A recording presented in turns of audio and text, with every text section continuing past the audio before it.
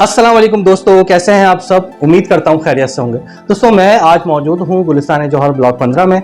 यहाँ पर एक नामी गिरामी रियल एस्टेट जिसका नाम हाइनेस जौहर है, और यहीं पर आज बात करने के लिए हमारे साथ मौजूद है जनाब फुरकान खान उर्फ शहनशाह, जो कि डायरेक्टर हैं हाइनेस जौहर एस्टेट के, और इसी के साथ साथ आप माशाल्लाह चेयरमैन हैं Gulistan Jauhar association of realtors and small builders. तो चलिए आइए उनसे बात करते हैं, कुछ उनके हवाले से और कुछ उनके काम के हवाले से। अस्सलाम वालेकुम फुरकान साहब, कैसे हैं आप? अल्हम्दुलिल्लाह फर्स्ट क्लास, ज़बरदस्त। और सर काम वगैरह कैसा चल रहा है? आज के हिसाब से तो थोड़ा स्लो है, मगर उम्मीद है कि इंशाल्लाह आने वाले वक्तों में बेहतर हो जाएगा। कितने अरसे से आप इस फील्ड से वाबस्ता हैं? 28-29 साल हो गए इस फील्ड में। यहाँ की मार्केट दीगर इलाकों की निस्बत कैसी है? बहुत ज़बरदस्त मार्केट है यहाँ पे, और आज भी स्पेस है इस मार्केट में करने का ना। अब आप कौन से सेक्टर में यहाँ पे काम कर रहे हैं, ये एक तो अहम बात ये भी है कि आप हम कमर्शियल पे काम कर रहे हैं या हम रिहायशी पे काम कर रहे हैं। तो कमर्शियल में तो आज स्पेस है। अच्छा, यहाँ पर एक नॉर्मल घर, फ्लैट या फिर प्लॉट की कीमत क्या है? देखिए, अगर आप यहाँ पे 400 गज का ब्रांड न्यू डबल स्टोरी मकान अच्छे ब्लॉक्स में लेते हैं तो 6.5 से लेकर 7 तक आपको मिल जाएगा यहाँ पे मकान तकरीबन। आप यहाँ के अलावा और किन किन इलाकों में डील करते हैं?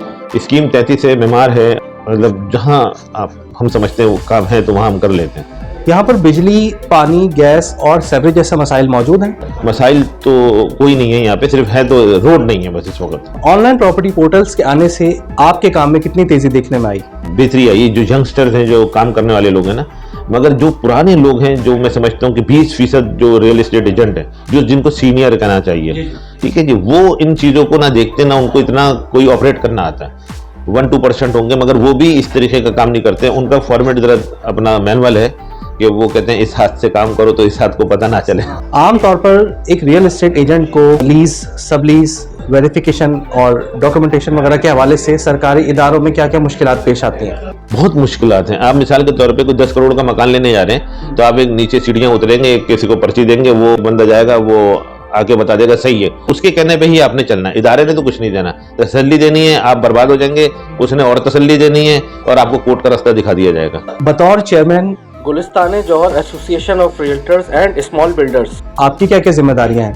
जिम्मेदारी बहुत सारी है। अब जो दोस्त हैं हमारे, जो काम करने वाले लोग, वो बहुत सारी जगहों पे ऐसा मामला है कि एसोसिएशन को सही तरीके से वो आज भी ऑन नहीं करते। हम उनके पास जाते हैं, उनको जोड़ने की कोशिश करते हैं, और अब मैं ये समझता हूँ वो वक्त आ गया है कि लोगों को अवेयरनेस वो हो गई है हमारे दोस्तों को, क्योंकि 4-5 साल हो गए, काफ़ी टाइम हो गया इस चीज़ को, कि अब वो जुड़ते चले जा रहे हैं, और काफिला मेरे ख्याल से बहुत बढ़ता ही जा रहा है। और इसमें बहुत अच्छे अच्छे लोग, पुराने, जो हमारा फख्र कहना चाहिए, मुझसे भी सीनियर लोग हैं कि जो हमारे साथ जुड़ गए। PCHS के साइड के जो दोस्त हैं हमारे, वो भी जोड़ लें, बहादुराबाद की भी लोग वो भी जोड़ लें।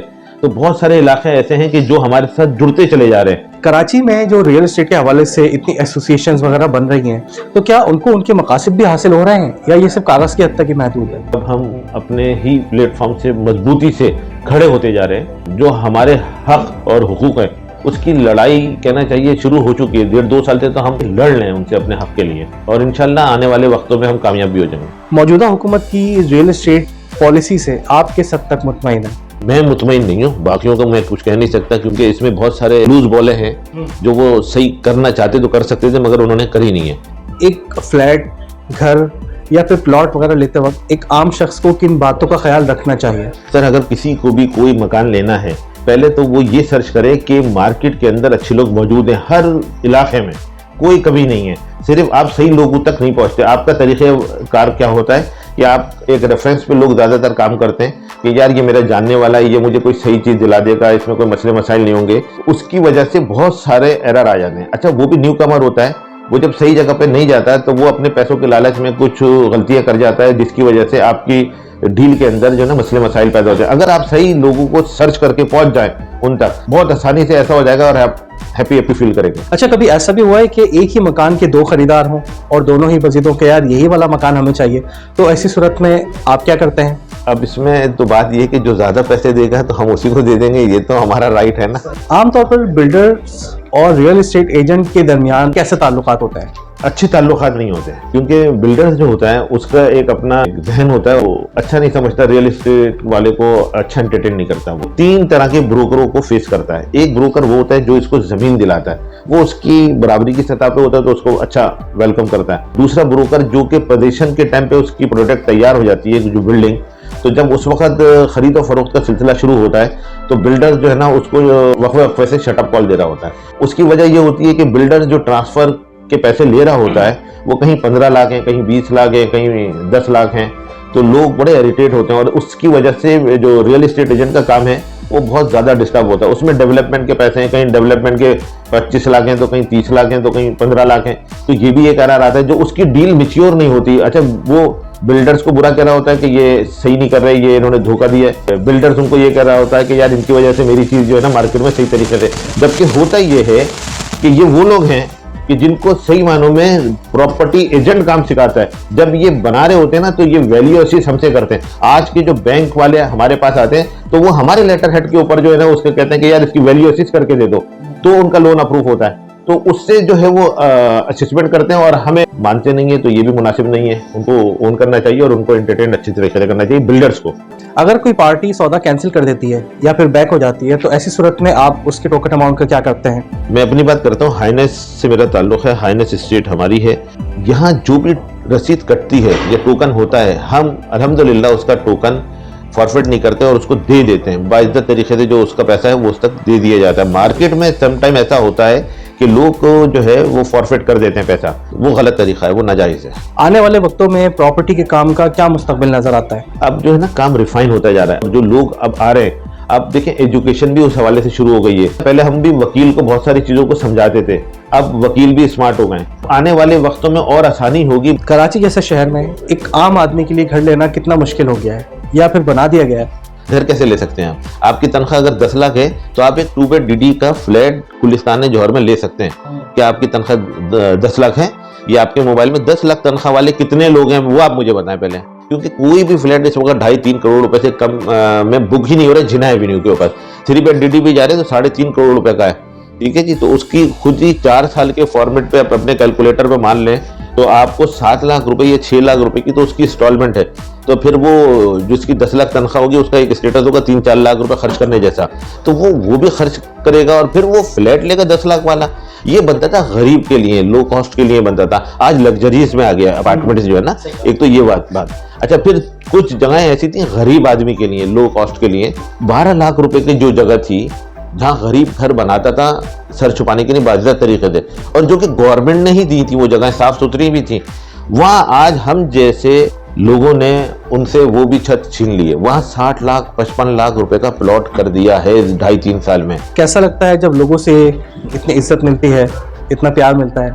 कुछ जगहों पे खुशी होती है और कुछ जगहों पे शर्मिंदगी होती है जब लोग हमसे सवाल करते ना कि ये मेरा कागज़ रुक गया, ये मेरा ट्रांसफ़र रुक गया, ये मेरा SBCA का काम रुक गया और इतने साल से फंसा हुआ, इतने साल से, और हम उनके लिए फ़ाइट करते हैं और वो इतने मजबूत और ताकतवर लोग हैं कि हम भी एक हद तक ही जाके अपने दोस्तों को, अपने जानने वालों का काम कुछ जगह पे करा लेते हैं और 75% हम नहीं करा पाते।